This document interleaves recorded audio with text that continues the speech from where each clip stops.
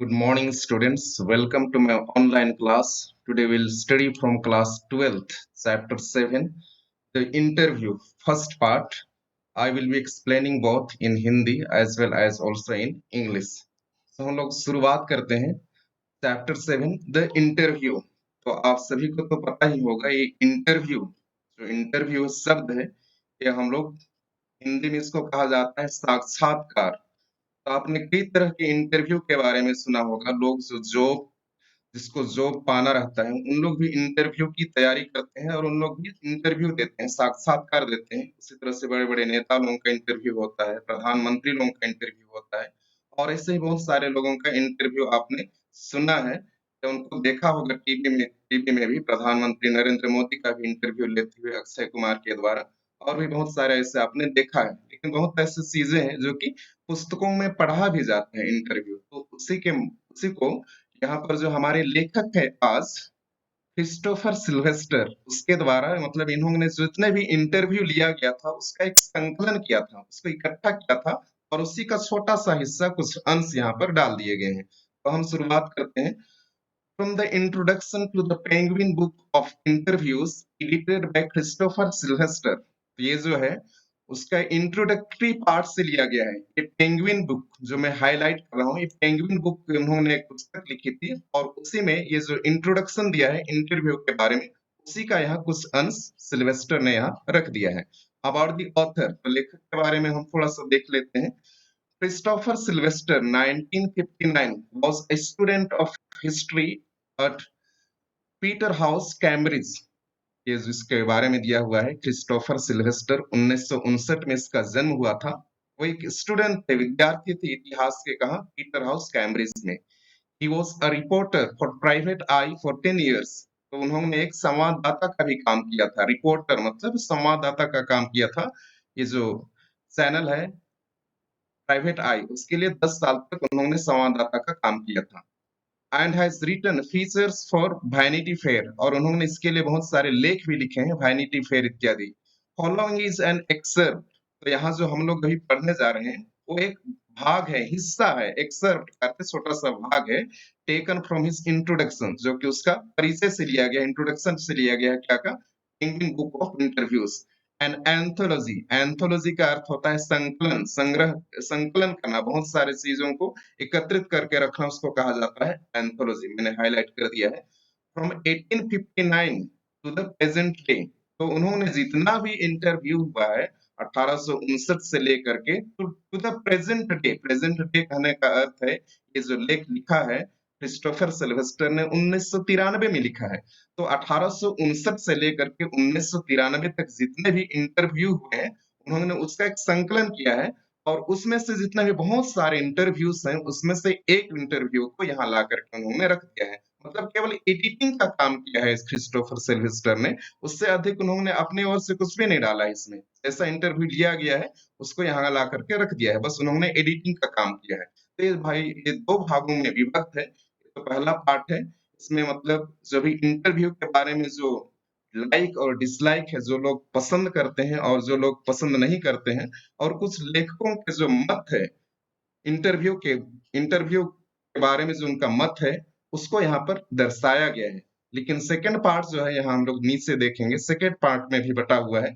इसमें मतलब हकीकत में जो इंटरव्यू हो रहा है एक व्यक्ति के साथ, उसको यहाँ दर्शाया गया है। तो दो भागों में विभाजित किया गया है। तो हम पहला भाग शुरुआत करते हैं। Part first.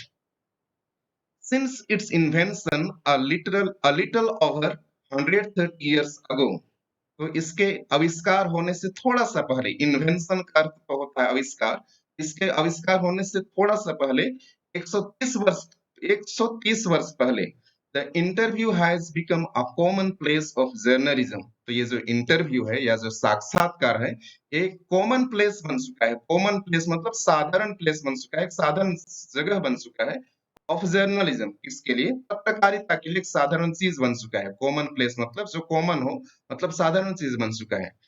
Today almost everybody who is literate, आज जो कि सभी कोई जो कि थोड़ा पढ़ा लिखा हो, लिटरेट, लिटरेट का अर्थ है जो थोड़ा बहुत पढ़ा लिखा है, विल हैव रेड, शायद वो पढ़ा होगा, एन इंटरव्यू, कोई भी ऐसा साक्षात्कार पढ़ा होगा at some point in their lives, कम से कम उस अपने जीवन में तो कहीं ऐसा स्थिति आया होगा, कभी ना कभी वो जो भी पढ़ा लिखा व्यक्ति है अपने जीवन में एक या एक इंटरव्यू तो वो पढ़ा ही होगा। While from other point of view, अगर हम दूसरे नजरिए से भी देखें, while from other point of view मतलब अगर हम दूसरे नजरिए से या दूसरे दृष्टिकोण से भी देखें, several thousand celebrities have been interviewed over the years. several thousands, अगर हम दूसरे दृष्टिकोण से देखें तो कई हजार सेलिब्रिटीज किसको कहा जाता है, सेलिब्रिटीज जो कि फेमस व्यक्ति होते हैं उनको सेलिब्रिटीज कहा जाता है। हैव बीन इंटरव्यूड, तो उनका इंटरव्यू लिया गया है over the years. Over the years मतलब कई कई जो ऐसे सेलिब्रिटीज हैं उनका इंटरव्यू लिया गया है। सम ऑफ देम रिपीटेडली, और किसी किसी का तो मतलब बार बार लिया गया है, रिपीटेडली मतलब उनको बार बार उनका तो इंटरव्यू लिया गया है। So it is hardly surprising that opinions of the interview, of its functions, methods and merits vary considerably. और इसीलिए of ये मतलब क्या है, so it is hardly surprising, और इसमें मतलब हम लोग को कोई हैरान होने की बात नहीं है, आश्चर्य होने की बात नहीं है, that opinion of इंटरव्यू को लेकर के जो लोगों में जो मत बटा हुआ है, अलग अलग विचारधारा बटा हुआ है, वो भी अलग अलग होता है। It differs person to person, मतलब सभी लोगों में वो अलग अलग उसके इंटरव्यू को लेकर के लोगों का विचारधारा है। जैसे क्या क्या के बारे में लेकर के अलग अलग विचारधाराएं हो सकते हैं। ऑफ इट्स फंक्शन, कि इंटरव्यू कैसे काम करता है, ऑफ इट्स फंक्शन मतलब कैसे काम करता है। ऑफ मेथड्स, इसके इंटरव्यू लेने के तौर तरीके, मेथड्स का अर्थ होता है तौर तरीके। एंड मेरिट्स, मेरिट्स का अर्थ होता है इसके जो दोष या गुण, या इसको इससे हमको क्या एडवांटेज मिलता है या क्या डिसएडवांटेज मिलता है, वो सब के बारे में मतलब लोगों का वेरी वेरी मतलब अलग अलग विचार है। कंसिडरेबली मतलब इसके लोगों का जो ओपिनियन है, विचार है, वो अलग अलग होता है। some might make quite extravagant claims, कुछ लोग some might make मतलब कुछ लोग quite extravagant claims मतलब बड़े बड़े दावा करते हैं। extravagant का अर्थ है अत्यधिक, है ना, extravagant का अर्थ है अत्यधिक। उन लोग क्या करते हैं, दावा करते हैं। claims का अर्थ होता है दावा करते हैं। और it's being क्या को लेकर के, इंटरव्यू को लेकर के, साक्षात्कार को लेकर के उन लोग बड़े बड़े दावा करते हैं। इन इट्स हाईएस्ट फॉर्म, उन लोग यही कहते हैं कि इंटरव्यू जो है इसके उच्चतम रूप में, हाईएस्ट फॉर्म इसके उच्चतम रूप में सोर्स ऑफ ट्रूथ।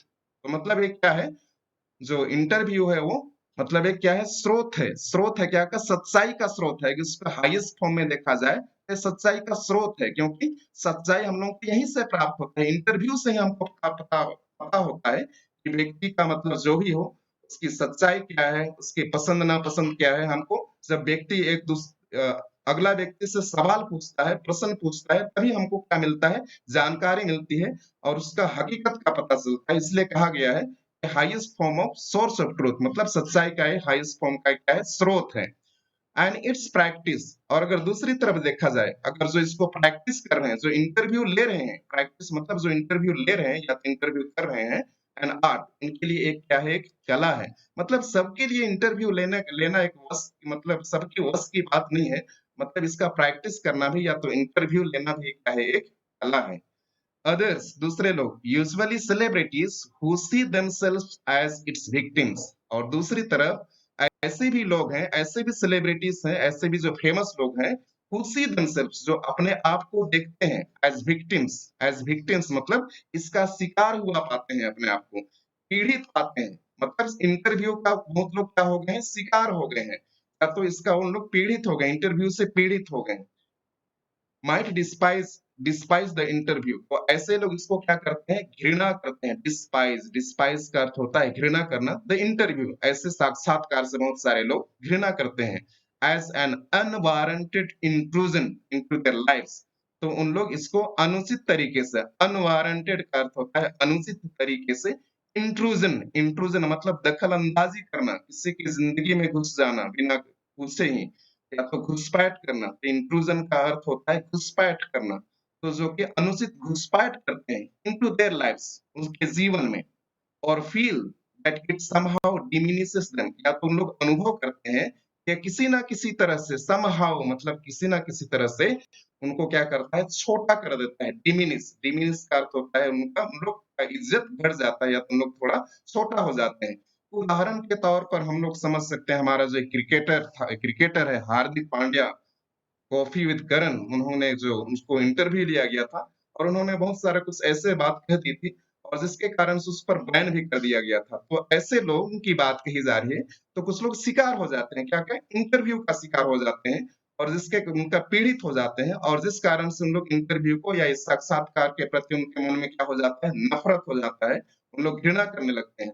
और कहीं न कहीं उनका जो आत्मविश्वास होता है, वो भी क्या हो जाता है, कम हो जाता है। उन लोग अपने आप को नीच फीलिंग करने लगते हैं, डिमिनिशेस देम मतलब उन लोग नीच फीलिंग करते रहते हैं करने लगते हैं। Just as in some primitive cultures तो यहाँ हमारे लेखक जो हैं, वह बहुत अच्छी तरीके से उनके बारे में तुलना कर रहे हैं। जस्ट एज़ प्रिमिटिव कल्चर जिस प्रिमिटिव का अर्थ होता है एंशिएंट प्राचीन, कल्चर संस्कृति जैसे कि हमारे पुरानी संस्कृति में हुआ करता था। क्या हुआ करता था? कि उस समय अधिक पढ़े-लिखे लोग नहीं थे या तो बहुत सारा जो कि हम लोग हमारे पुराने कल्चर में ऐसी चीज़ों को भी मान्यता दी जाती है, जो कि अभी की परिस्थिति में उसको हम मान्यता बिल्कुल भी नहीं दे सकते हैं। तो उससे तुलना की गई है कि हमारे प्राचीन संस्कृति में भी इट इज़ बिलीव्ड ऐसा विश्वास किया जाता है that if one takes a photographic portrait अगर कोई भी व्यक्ति किसी का फोटो ले लेता है फोटोग्राफिक पोर्ट्रेट मतलब वो किसी का फोटो ले लेता है of somebody या तो किसी का then one is stealing the person's soul तो जो ऐसा समझा जाता है कि वह उसका आत्मा को क्या कर रहा है उससे छीन रहा है या उससे चुरा ले रहा है तो ऐसा क्या प्रिमिटिव कल्चर में प्राचीन संस्कृति में ऐसा विश्वास किया जाता था लोग अगर पहले कोई किसी का फोटो ले लेता था तो समझते थे कि उसका उन्होंने क्या चुरा लिया है आत्मा को चुरा लिया है ऐसा हम लोग सोचते थे तो ये पोर्ट्रेट एक नया शब्द आया है पोर्ट्रेट पोर्ट्रेट का अर्थ है कोई भी तस्वीर जो कि जिसमें कि पूरा चेहरा और उसका बाह जो दिखता है उसको कहा जाता है पोर्ट्रेट जैसे कि महात्मा गांधी या डॉक्टर राजेंद्र प्रसाद या इनका हम जो दीवार में जो फोटो लगाते हैं वो इसको कहा जाता है पोर्ट्रेट ऑफ समबडी तो इसी तरह का जब फोटो लिया जाता था प्राचीन काल में तो लोग ऐसे समझते थे कि उसका आत्मा को उससे छीन लिया गया है तो ये हमारे लेखक बोल रहे हैं तो उनकी तुलना कर रहे हैं किनसे ये जो लोग कहते हैं कि हमारे हमसे हमारा जो कुछ थोड़ा सा अंश लोग क्या करते हैं हमसे छीन लेते हैं या तो हम उसके शिकार हो जाते हैं किसके साक्षात्कार के तो फिर आगे यहाँ लेखक हमारे और कुछ कुछ बड़े बड़े ये जो उपन्यासकार थे उनका क्या मत था साक्षात्कार के संबंध में उसका उन्होंने यहाँ पर पॉइंट्स ऑफ व्यू उनका विचार यहाँ पर रखे हैं। तो यहाँ हम पहला लेखक देख लेते हैं वीएस नायपाल। वीएस नायपाल यहाँ पर फुटनोट दिया गया है। मतलब एक भी बहुत फेमस उपन्यासकार थे और ट्रैवल बुक्स और डॉक्यूमेंट्री वर्क्स इन्होंने किया है और इनको अपने कृति के लिए अपने लेख के लिए 2001 में नोबेल पुरस्कार भी मिल चुका है। तो उनका क्या कहना है इस साक्षात्कार के बारे में, इंटरव्यू के बारे में उनका विचार क्या है?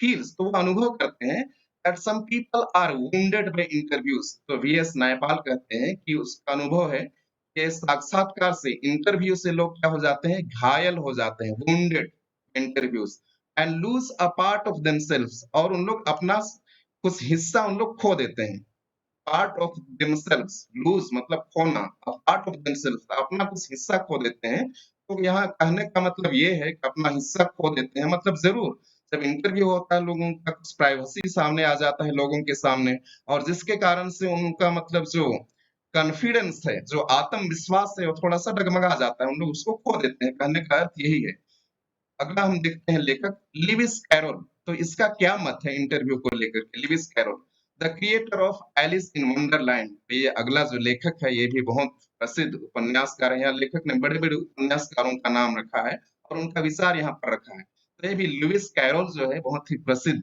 उपन्यासकार थे और इन्होंने रचना की है the creator of Alice in Wonderland Alice in Wonderland तो बहुत सुंदर मतलब एक बच्चों के लिए जो बहुत सुंदर काल्पनिक कहानी था आपने ज़रूर पढ़ा होगा जो मिडिल स्कूल में 6वीं, 7वीं और 8वीं 3 भागों में इसका कहानी बँटा हुआ है अंग्रेजी में। तो कितना सुंदर से इसकी रचना की थी। वो सेड तो उसने क्या कहा है to have to have had a just horror of the interviewer तो उसको एक थोड़ा-सा जस्टिफिकेशन जस्ट मतलब उसको थोड़ा-सा मतलब एक तरह का उससे भय लगता था। किससे? इंटरव्यूअर से। इंटरव्यूअर मतलब जो इंटरव्यू लेता है उसको कहा जाता है इंटरव्यूअर। तो जो कोई भी इंटरव्यू लेता था उनसे इसको क्या लगता था? डर लगता था। हॉरर, हॉरर का अर्थ है उसको डर लगता था। And he never consented to be interviewed और उसने कभी भी एग्री नहीं हुआ, सहमत नहीं हुए, परमिशन नहीं दिए। कंसेंटेड मतलब अनुमति देना। तो उन लोग कभी मतलब सहमत नहीं हुए कि वो मतलब क्या के लिए इंटरव्यू देने के लिए कभी सहमत नहीं हुए। कौन? Lewis Carroll. आगे हम देखते हैं, it was his horror of being lionised which made him thus repel. तो क्यों वो डरते थे इंटरव्यूअर से, जो भी इंटरव्यू लेता था उनसे क्यों डरते थे वो, तो यहाँ आगे बताया गया है, इट वॉज हिज हॉरर, ये वही उसका डर था, ऑफ बीइंग लायनाइज्ड। लायनाइज्ड, लायन का अर्थ तो हम जानते हैं शेर, लेकिन उसी को वर्ब बना दिया गया है, क्रिया में बदल दिया गया है। लायनाइज्ड, लायनाइज्ड का अर्थ है उसको ये डर था। किसको ये डर था? यहाँ जो लुइस कैरोल को ये डर था, क्योंकि लोग उसको मतलब बहुत बड़ा एक सेलिब्रिटीज बना देना चाहते थे, उसको प्रसिद्ध कर देना चाह रहे थे, सेलिब्रिटीज बना देना चाह रहे थे, मतलब उसको बहुत इतना अधिक महत्व बना देते थे, मतलब शेर के समान बहुत बड़ा व्यक्ति बना दे रहे थे। दिस मेड हिम दस, और जिसके कारण वे दूर होते गए, रिपेल, रिपेल मतलब दूर होते चले गए, किनसे? वुड बी अक्वेंटेंसेस, कोई भी उसका जो भी थोड़ा बहुत जो पहचान हो। अक्वेंटेंसेस का अर्थ है जो कि हम लोगों का बहुत सगा रिश्तेदार ना हो, लेकिन हमारा उससे थोड़ा बहुत जो पहचान हो, उसको कहा जाता है अक्वेंटेंसेस। इंटरव्यूअर्स, जो इंटरव्यू लेते थे उनसे भी दूर होते गए, उनसे अवॉइड करना शुरू कर दिए। एंड द परसिस्टेंट पिटिशनर्स, और जो जिद्दी, जो लगातार अड़े रहते थे, परसिस्टेंट मतलब लगातार उन लोग अड़े रहते थे, जो जिद्दी थे। पिटिशनर्स याचना करते थे। पिटिशनर्स ये जो कोर्ट का लैंग्वेज है, उन लोग क्या करते थे? हमेशा याचना करते रहते थे। इससे, इस लेखक से, और इस ऑटोग्राफ, ऑटोग्राफ लेकर के उन लोग उस पेपर्स लेकर के उसमें उसका ऑटोग्राफ के लिए उसको बार-बार आग्रह करते रहते थे। एंड ही वुड आफ्टरवर्ड्स, तो he would afterwards relate the stories, लेकिन ये बाद में उनकी घटना की कहानी बताते हैं उनके बारे में। और ये लेखक बाद में उनकी कहानी बताते हैं ऑफ हिज सक्सेस, अपनी सफलता का, कि कैसे ये लेखक ने, कैसे ये जो उपन्यासकार था, इन्होंने साइलेंसिंग, उनका मुंह बंद कर दिया था, सच पीपल, इस तरह के व्यक्तियों का, with much satisfaction and amusement, तो बहुत ही संतुष्टि के साथ और मजा लेते हुए वो इस कहानी को बाद में बताते हैं कि किस तरह से उन्होंने इन व्यक्तियों का मुंह बंद कर दिया था, जो कि उससे बार बार मतलब ऑटोग्राफ लेने आते थे, या तो उसका इंटरव्यू लेने आते थे। इसको उन्होंने बाद में कहानी के रूप में बहुत ही सेटिस्फाई तरीके से और मजे लेते हुए वो कहानी को बताते हैं।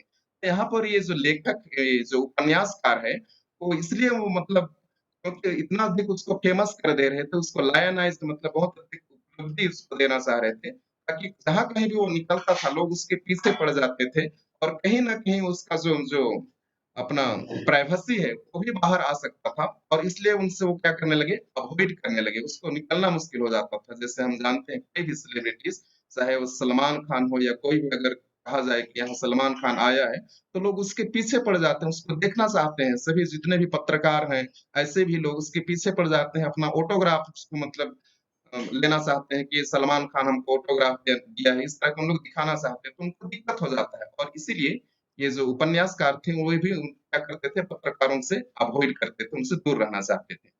फिर आगे हम देखते हैं, साइलेंसिंग और सैटिस्फैक्शन एंड अम्यूज़मेंट, यहाँ तक हो गया था।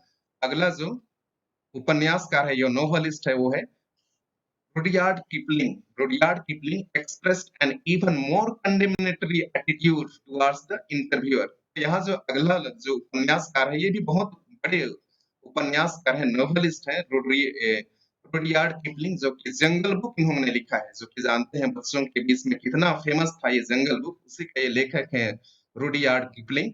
वो एक्सप्रेस करते हैं इंटरव्यू के बारे में, जो अपना मत रखते हैं, एंड इवन मोर कंडेमनेटरी, उसमें तो और भी अधिक, सबसे अधिक इन्होंने मतलब दोषारोपण लगाया है क्या पर? इंटरव्यू पर, मतलब कंडेमनेटरी मतलब डिसअप्रूवल करना या तो निंदा करना, और भी अधिक उसकी निंदा की है। एटीट्यूड टुवर्ड्स द इंटरव्यूअर्स, जो भी इंटरव्यू लेते हैं उसको और अधिक कड़ी निंदा की है इन्होंने। हिज वाइफ, तो वहाँ उसकी पत्नी के बारे में बताया गया है, कैरोलिन राइट्स इन हर डायरी, उसकी पत्नी जो कैरोलिन है अपनी डायरी में लिखती है, 14th October 1892, that their day was wrecked by two reporters from Boston। तो वो अपनी डायरी में लिखते हैं कि 14 अक्टूबर 1892, that their day, कि उस दिन का जो उनका दिन था, was wrecked by two reporters from Boston। तो उनका दिन जो है वो क्या हो गया था? wrecked मतलब ruined हो गया था, बर्बाद हो कर दिया था। कौन बर्बाद कर दिए थे? ये जो दो रिपोर्टर्स आए थे, कहाँ से आए थे? बोस्टन से आए थे, और उनको कई तरह का उन लोग क्या लेना चाह रहे थे? उनका इंटरव्यू लेना चाह रहे थे। और ये जो उनका दिन 14 अक्टूबर 1892 का दिन, उन्होंने उसका पूरा दिन क्या कर दिया था? बर्बाद कर दिया था। ऐसा वो अपनी डायरी में लिखती है। She reports her husband as saying to the reporters. वो ये भी लिखती है डायरी में कि उसका हस्बैंड ने किस तरह से, उसका पति किस तरह से जो संवाददाता थे उनको उन्होंने जवाब दिया था। Why do I refuse to to be interviewed. उन्होंने यही कहा था कि क्यों मैं मना करता हूँ इंटरव्यू देने के लिए। Why do I refuse to be interviewed मतलब क्यों मैं मना करता हूँ इंटरव्यू देने के लिए। बिकॉज क्योंकि वो कारण बताते हैं, इट इज इमोरल। बताते हैं कि अनैतिक है। इमोरल मतलब अनैतिक है, ये पाप है। इट इज अ क्राइम, ये अपराध है, इसलिए वो मतलब इंटरव्यू नहीं देते हैं।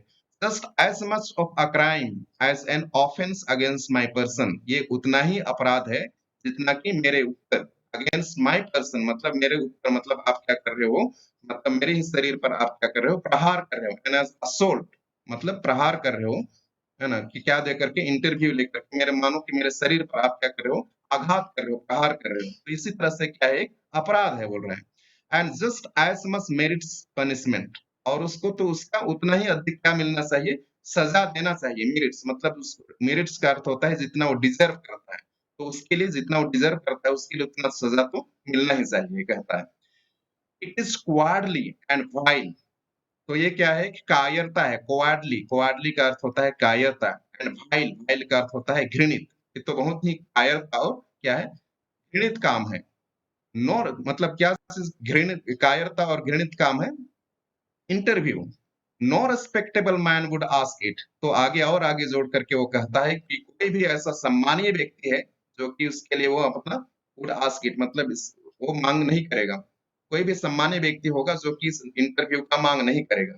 मच लेस गिव इट, और कोई भी सम्मानीय व्यक्ति है जो कि इंटरव्यू देगा भी नहीं।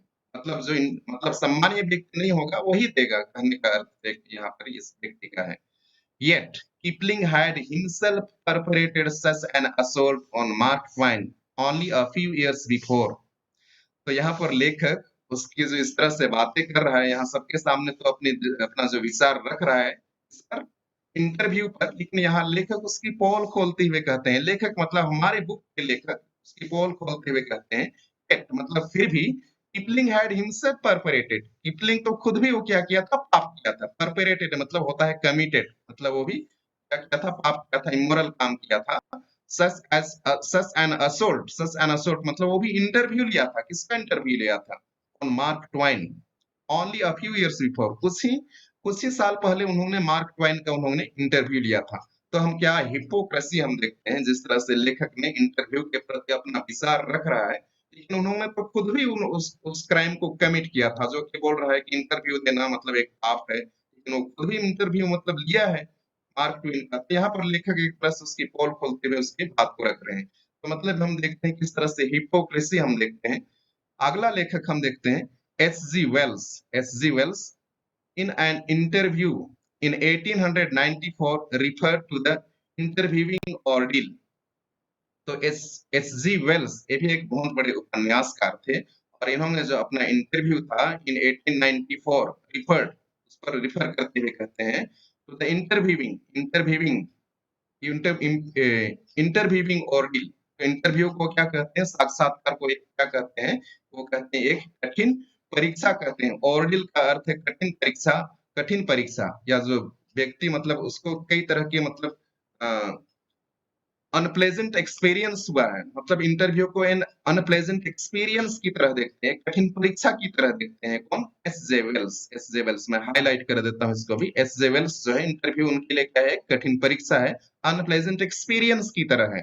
But was a fairly frequent, लेकिन यहाँ पर भी हमारे जो बुक के लेखक हैं उसकी भी पोल खोलते हुए कहते हैं, but was a fairly frequent, लेकिन वह लगातार इंटरव्यू, फेयरली फ्रीक्वेंट इंटरव्यू में लगातार वो इंटरव्यू दिया है। वो इंटरव्यू मतलब जो इंटरव्यू देता है लगातार वो खुद इंटरव्यू दिया है। And 40 years later found himself interviewing Joseph Stalin, और 40 साल बाद तो 40 वर्ष बाद तो वह खुद भी इंटरव्यू ले रहा था। किसका इंटरव्यू ले रहा था, जोसेफ स्टालिन का इंटरव्यू ले रहा था। यहाँ पे स्टालिन में फोर लगा हुआ है, इसका फुटनोट नीचे दिया हुआ है, मैं अभी उसका लंबा चौड़ा एक्सप्लेन करने नहीं जा रहा हूँ, आप पढ़ लेना इसको। तो वो भी मतलब क्या किया था, इंटरव्यू किया था। वो खुद ही बोलता है कि अनप्लेजेंट एक्सपीरियंस है इंटरव्यू देना। वो कई बार इंटरव्यू दे चुका है, और वो इंटरव्यू लिया भी है, किसका, जोसेफ स्टालिन का। मतलब कितना जो आयरनी दिखाता है, उनका जो बात करने मतलब कथनी और करने में बहुत अंतर दिखता है, जितने भी जो अभी हम पढ़ रहे हैं, जो बड़े-बड़े क्या बोलते हैं, उपन्यासकार हैं, उन सब के बारे में अगर हम पढ़ें तो। आगे देखते हैं हम सॉल बेलो, ये क्या कहते हैं, इसका मत क्या है इंटरव्यू के बारे में। Saul Bellow, who has consented to be interviewed on several occasions, nevertheless once described interviews as being like thumbprints on his windpipe। तो यहाँ सॉल बेलो जो है, हु हैज कंसेंटेड, जो कि कई बार वो सहमत हो गया, परमिशन दिया, कंसेंटेड मतलब परमिशन दिया या तो अग्री हो गया, टू बी इंटरव्यूड, ताकि उसका क्या लिया जा सके, इंटरव्यू लिया जा सके। सेवरल ओकेजन्स, तो कई बार उन्होंने इंटरव्यू लिया सहमत होकर के, अपनी सहमति से वो इंटरव्यू लिया कई बार। नेवरदलेस वंस डिस्क्राइब, वो भी एक बार मतलब वर्णन करते हैं क्या के बारे में, इंटरव्यू के बारे में वो भी एक बार वर्णन करता है, एज बीइंग लाइक थंबप्रिंट्स, कि इंटरव्यू क्या है, एक थंब प्रिंट्स के समान है। थंब प्रिंट्स मतलब जिसको हम अपने थंब से, अपने हाथ से इतना जोर से हम उसको दबा देते हैं जिसके जिसके कि उस पर हमारा जो थंब है उसका प्रिंट, उसका छाप पड़ जाता है। तो वैसा कह रहा है ऑन हिज विंड पाइप। तो कहने का अर्थ है, विंड पाइप का अर्थ है वो श्वास नली जिससे हम श्वास लेते हैं। तो साक्षात्कार का अर्थ वो मतलब साक्षात्कार को वो ऐसा बता रहा है, इंटरव्यू को ऐसा बता रहा है सोल बेलो, कि उन्होंने जो कि बहुत सारे ओकेजन में उन्होंने तो खुद भी इंटरव्यू दिया है, परमिशन दिया हो कि उसका इंटरव्यू लिया जाए, लेकिन वो बाद में वो बताते हैं इंटरव्यू जो है वो क्या है, एक थम मतलब दम घुटने के समान है। मानो कोई अब उसके हाथ से, अपने हाथ से उसके श्वास नली को क्या कर दे रहा हो, दबा दे रहा हो, मतलब और उसका दम घुट रहा हो, तो साक्षात्कार एक दम घुटने के समान है।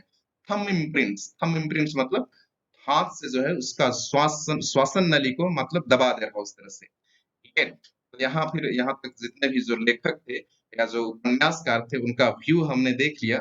अब हमारे बुक के जो ऑथर हैं वो आगे वर्णन करते हुए बताते हैं, फिर भी डिस्पाइट द ड्रॉबैक्स, इन सब कमजोरियों के बावजूद, ड्रॉबैक्स का अर्थ होता है कमजोरी, क्योंकि हमने बहुत अधिकतर देखा कि जितने भी जो उपन्यासकार थे इन्होंने उसकी कमी को नहीं बताया, साक्षात्कार की कमी को नहीं बताया। तो लेखक यहाँ पर जो हमारे बुक के ऑथर हैं वो कह रहे हैं, इन सब के बावजूद भी, डिस्पाइट इन सब कमजोरी के बावजूद भी, the interview it is a supremely serviceable medium of communication. तो ये बहुत ही उच्च, सुप्रीमली मतलब बहुत ही उच्च, सर्विसेबल, सर्विसेबल का अर्थ है यूजफुल, बहुत ही उपयोगी क्या है, माध्यम है, मीडियम का अर्थ है माध्यम है, ऑफ कम्युनिकेशन, कम्युनिकेशन का अर्थ है संप्रेषण, मतलब संप्रेषण का एक बहुत ही क्या है, एक उपयोगी माध्यम है। इतने सारे ड्रॉबैक्स, इतने सारे कमजोरी हमने सुना साक्षात्कार के बारे में, इंटरव्यू के बारे में, इसके बावजूद भी यह बहुत ही उपयोगी माध्यम है क्या का, संप्रेषण का, क्योंकि संप्रेषण से हम हमारी बात दूसरे व्यक्ति तक पहुंचा सकते हैं। These days more than at any other time, तो यहाँ पर लेखक यही कह रहे हैं, इन दिनों जैसे कि हिस्ट्री हिस्ट्री में और भी जो दिन है उसके मुकाबले अगर हम तुलना करें, जो हिस्ट्री में जो दिन बीत गया है उस उन दिनों के मुकाबले अगर हम अभी के दिनों की हम तुलना करें, these days मतलब इन दिनों की तुलना करें, our most vivid impression of our contemporaries are through interviews interviews Denis Brian has written. तो ये जो इंटर क्या इन्वर्टेड कोमा है, डेनिस ब्रायन का ये वाक्य है, और इसके क्या में लिखा गया है, इन्वर्टेड कोमा के अंदर में लिखा गया है, क्योंकि ये किसी के द्वारा कही गई बात है और इसीलिए इसको इन्वर्टेड कोमा के अंदर में लिखा गया है। तो these days, तो इन दिनों, more than at any other time मतलब इतिहास के और भी जो दिन है उनकी तुलना में अगर इस इन दिनों की तुलना की जाए, आवर मोस्ट विविड इम्प्रेशन, तो विविध, विविध का अर्थ होता है जितने भी, मतलब अलग अलग जो हमको इम्प्रेशन मिलता है, विविध मतलब विभिन्न, ये हिंदी से मिलता जुलता है, विविध मतलब विभिन्न, जो अलग अलग हमको जो इम्प्रेशन मिलता है किनका, जितने भी सेलिब्रिटीज हैं हम उनके बारे में जान पाते हैं कि क्या अच्छा है उसका, क्या बुरा है, या उसके नेचर के बारे में हमको कैसे पता होता है, जब कोई उससे सवाल पूछता है, कोई उसको इंटरव्यू लेता है, तब ना हमको पता चलता है कि उस किस तरह का व्यक्ति होता है। और चाहे उसके प्रति हमारा नेगेटिव सोच हो या पॉजिटिव सोच हो, हम कैसे पाते हैं, उन लोगों मतलब इंटरव्यू के माध्यम से ही पाते हैं। इंप्रेशंस ऑफ आवर कॉन्टेम्पररीज, कॉन्टेम्पररीज का अर्थ हिंदी में होता है समकालीन, समकालीन मतलब हमारे साथ जो जीते हैं, हमारे साथ जो जीवन व्यतीत कर रहे हैं उनको कहा जाता है समकालीन। जैसे आजकल जो एक्टर हैं, हम भी जीवित हैं और उन लोग भी जीवित हैं, जैसे हो गया सलमान खान हो गया, शाहरुख खान हो गया, अमिताभ बच्चन हो गया, ये क्या है? हमारे समकालीन है, क्योंकि हमारे साथ इन लोग भी अपना जीविका उपार्जन कर रहे हैं, तो उनको कहा जाता है समकालीन। हमारे समकालीन में जितने भी जो सेलिब्रिटीज हैं, उनके बारे में हम लोग कैसे जानते हैं? केवल इंटरव्यू के माध्यम से ही जानते हैं, कि उन लोग किस तरह के व्यक्ति हैं। तो ऐसा कौन कह रहा है? डेनिस ब्रायन, ऐसा वो लिखा है डेनिस ब्रायन। इंटरव्यू के माध्यम से ही, साक्षात्कार के माध्यम से हम उनके बारे में हम जानते हैं। Almost everything of moment reaches us through one man asking questions. Almost everything, तो लगभग almost everything मतलब सभी चीज of moment, जो भी हम अभी हमारे पास जो जानकारी है, सभी चीज हम तक पहुंचता है। कैसे पहुंचता है? Through one man asking questions of another. जब एक व्यक्ति दूसरे व्यक्ति से क्या करता है? सवाल करता है, प्रश्न पूछता है, तभी हमको क्या मिलता है? उसके बारे में जानकारी मिलता है। बहुत सारे जो कांड होता है, पत्रकार लोग जाकर के क्या करते हैं? उन लोग उनसे सवाल पूछते हैं, तब हमको क्या मिलता है? जो हकीकत होता है, वो हमको पता चलता है कि नहीं, हाँ ऐसा चीज था। तो जो गलत चीज है, उसके बारे में भी हमको जानकारी मिलती है। बिकॉज ऑफ दिस, और इसी के कारण से, इन सभी के कारण से, the interviewer holds a position, और जो साक्षात्कार लेता है, इंटरव्यूअर, इंटरव्यूअर का अर्थ है, और जो साक्षात्कार लेता है, holds a position of unprecedented power and influence. Unprecedented power and influence, जो इंटरव्यूअर होता है, इंटरव्यू लेता है, जो भी पत्रकार होता है, उसके पास अभूतपूर्व, अभूतपूर्व मतलब अनप्रेसिडेंटेड का अर्थ है अभूतपूर्व, पावर और प्रभाव होता है। पावर का मतलब शक्ति होता है उसके पास, एंड इन्फ्लुएंस और प्रभाव होता है। चाहे वो प्रधानमंत्री ही क्यों ना हो, हमारे देश का राष्ट्रपति ही क्यों ना हो, लेकिन जो इंटरव्यू ले रहा होता है, उसके पास इतना शक्ति होता है, अभूतपूर्व क्षमता होता है, अभूतपूर्व इन्फ्लुएंस होता है, कि वो उस व्यक्ति को कुछ भी क्वेश्चन पूछ सकता है, कोई भी प्रश्न पूछ सकता है। तो यहाँ मतलब को अच्छी तरह से बताया गया है इंटरव्यू के बारे में। ये तो हम लोगों ने पढ़ा, केवल इंट्रोडक्शन पार्ट हमने पढ़ा, ये पहला पार्ट पढ़ा कि किस तरह से मतलब सिल्वेस्टर, सो इस पार्ट के जो लेखक हैं क्रिस्टोफर सिल्वेस्टर, उन्होंने किस तरह से हम लोगों को समझाया है, और जो लोग अलग अलग मतलब व्यू रखते हैं, उनका जो अलग अलग मत है, क्या के प्रति? इंटरव्यू के प्रति, साक्षात के प्रति उन लोग किस तरह से अपना मत रखते हैं, उसको बताया गया है। तो हमने देखा बहुत सारे लोगों का क्या है, नेगेटिव फीलिंग है इंटरव्यू के प्रति, और कुछ लोगों ने उसकी प्रशंसा की है। तो इसके बावजूद भी जो भी हम लोगों को जो ज्ञान मिलता है, जो हम लोगों को जानकारी मिलता है, किनके माध्यम से मिलता है? केवल इंटरव्यू के माध्यम से ही मिलता है, साक्षात्कार के माध्यम से मिलता है। तो ये पार्ट हो गया है, पहला पार्ट खत्म। और जो हम दूसरा पार्ट देखने वाले हैं, ये दूसरा पार्ट में जो हकीकत में दो लोगों के बीच में क्या हो रहा है? इंटरव्यू हो रहा है। एक तो इंटरव्यूअर है, और दूसरा इंटरव्यूई है। इंटरव्यूई मतलब जो कि इंटरव्यू दे रहा है, और इंटरव्यूअर जो कि इंटरव्यू ले रहा है, उनके बीच में हम लोग वार्तालाप, हम उसको कल पढ़ेंगे। तो बहुत लंबा वीडियो हो चुका है सर, तो मैं आज यही इस वीडियो को अंत करता हूँ। अगर आपने मेरा चैनल सब्सक्राइब नहीं किया है, तो आप सब्सक्राइब करें, लाइक करें, और जरूर कमेंट करें, और इसको शेयर भी करें। अगर आपको अच्छे से समझ में नहीं आया होगा, तो आप जरूर, फिर भी आप कमेंट जरूर करें। तो यहाँ हम अपना क्लास स्टॉप करते हैं।